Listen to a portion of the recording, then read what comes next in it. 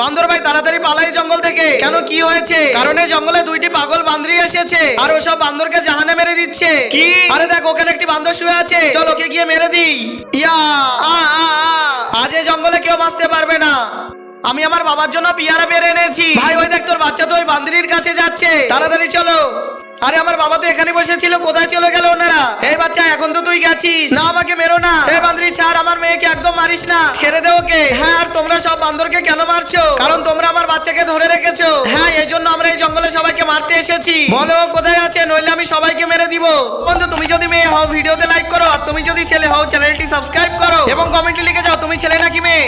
না মাম্মি থামো, এরা আমাকে একদমই ধরেনি। আরে বেটা কিন্তু তুই কোথায় ছিলি? আমি যখন পিয়ারা পাড়তে গেছিলাম না, তখন আমার পটি লেগেছিল, তাই আমি ভাবলাম আগে পটি করে নেই।